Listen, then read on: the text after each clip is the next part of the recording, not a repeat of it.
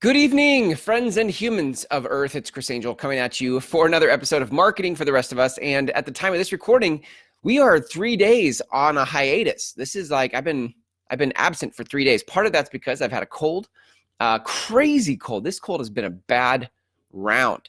I got back from the Rob Bell workshop, which you guys were there for in the last episode, and I just was swimming in the how do you even say it? Like the space that was created in that event, right?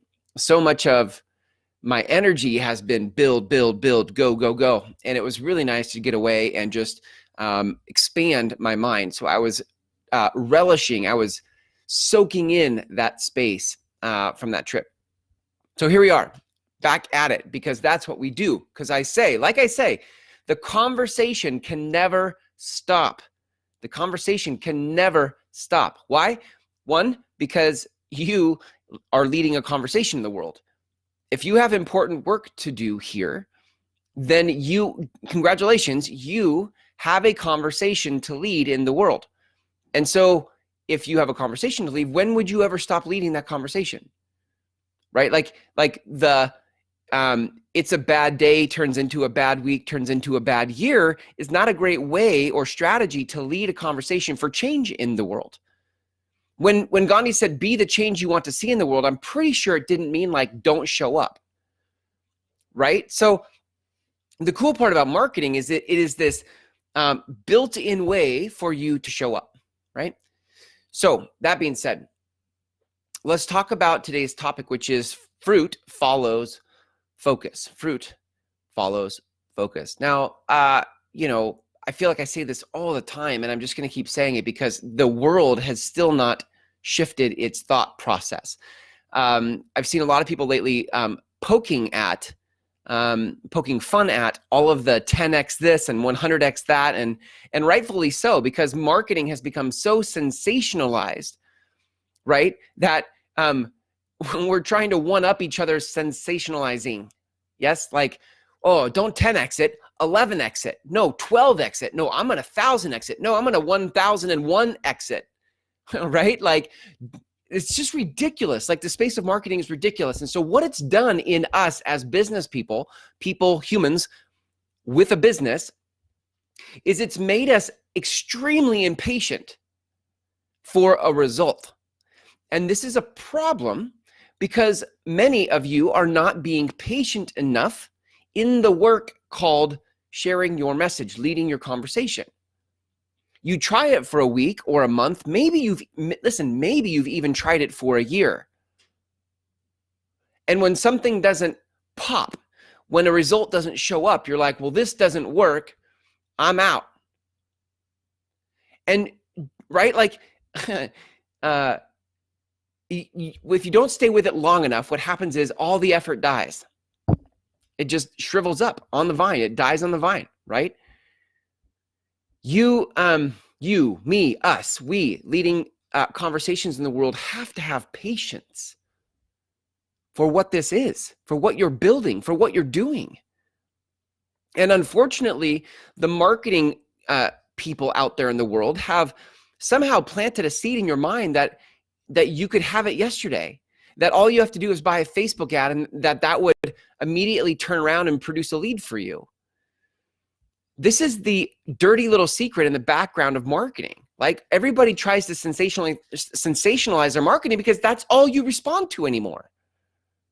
It's actually not their fault, right? Like, if you were looking for something that was a nice slow pace to a really big harvest, then they would market to you that way. But that's not what most of us want. We're like, oh God, I needed business yesterday. I needed money yesterday. And so that's what marketers market to. They are pressing in on that pain. And so, if it's a double-edged sword, because now, as much as you hate that kind of marketing and the sensationalized marketing, you also at the very same time are the ones who have the impatience and are looking for the immediate result. And so that's why marketers market to you that way. if we were farmers and we are going to plant an orchard, right? A tree, a bunch of trees, you would have no expectation that this year or even next year that orchard would produce a harvest. You would have appropriate expectations that it would be maybe 3 to 5 years where your trees would actually start to produce fruit.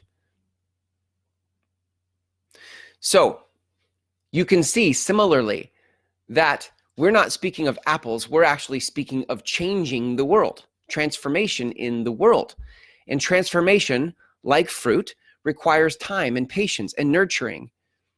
And so you in your business over there, like me in my business over here, what there is to do is put your head down and just go take care of the work.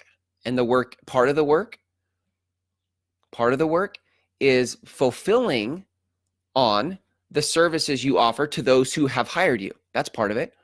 Part of it on the far other side of that is going out and finding people who might be good candidates for your work, right? And so how do we find people? Part of finding people is in content. Content marketing is one of the best ways to find people because you get to speak from the comfort of your home.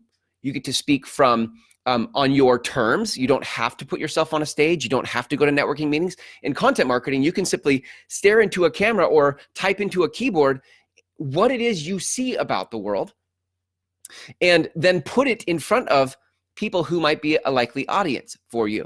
And as those people interact with your content, the ones who like what you say or how you say it might come back for another piece of content. So part of you finding your people is content marketing. Now, once you've found them, another part of the work to focus on and have patience with is the fostering of relationship with those people.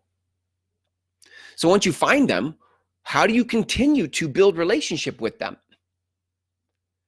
And that gets into more content, because if you know how to do it right, you can continue to put content in front of them over time so that a relationship develops. You can also try things on like building communities, online communities. And as you build a community, you can develop and nurture a relationship that way. But all of these things, right? From finding them and fostering them to even there's another phase, which is once you foster a relationship, how do you actually invite them, right? How do you invite them into working with you? And even that has its own season of work that you have to build out, infrastructure you have to add, and what you've added the infrastructure, things you have to tweak, right? Listen, there is just so much more under the surface to this whole thing called business than most people realize. And so they get impatient when it doesn't happen in a month or even a year. And then they're like, well, this doesn't work. And listen, while I'm on a roll, here's one more thing. I thought of this today and it just irked me. It just annoyed me. And that was, most people won't be patient enough to figure out the work. They won't stay with it for a year or 2 years or 5 years, or I've been in business 17 years. They won't stay with it long enough. And so then they go to somebody else who they think could help them, right? Like they're going to pay somebody. And when that person, that agency, that contractor comes back with a hefty price tag, you scoff at it. You're like, that's crazy. I would never pay that. Right, but do you see you're paying a bigger number because they have gone through the gauntlet of figuring it out and you're not willing to. And so if you're going to pay somebody, then you thank the stars that there is somebody who went through the slog of figuring it out and took them years to figure out, and you pay them the hefty price tag because you evidently are unwilling to stick with it. Now, the other option is you figure out you dig deep for the patience to stick with it, and you stick with it for a year, 2 years, 5 years, 17 years. You stick with it long enough to figure it out, and fine, then you can do it without hiring them. But it annoys me to no end when people scoff at the big price tags and they're not willing to do the work. So you see, you put yourself in an impossible situation because one, you're not willing to do the work, but two, you scoff at the price tag, so you're not willing to hire it out. And so you're not willing to do either of them, and that's what causes you to be stuck. So we could wrap this with this, right? Fruit follows focus, and you need to be able to focus for a long time in order to produce the fruit that you're after. That's why I've built the programs that I've built, right? To help you know what to focus on. Most people, when they get to me, are so frustrated by marketing, have tried so many things in marketing, and have collected so many ideas in marketing that they don't even know what to focus on. They're like, I don't even know what to do. I'm supposed to do blogs, or maybe blogs are dead. I don't know. I'm supposed to do Facebook. Maybe Facebook is dead. Right? Like, you don't even know what to do. And that's why I built these programs, right? In these programs, I give you the 20% of things that produce 80% of the results. I'm not a detail guy, right? I'm not like here's your 500-point checklist to do your social media post. I'm a very practical bottom line person who's like, let's go. What's the fastest path to getting in the game? And if you would like to learn more about what is the 20% in marketing that doesn't overwhelm me with technology, but gives me the right amount of here's what there is to do with 80% of the results, that's how I build my programs.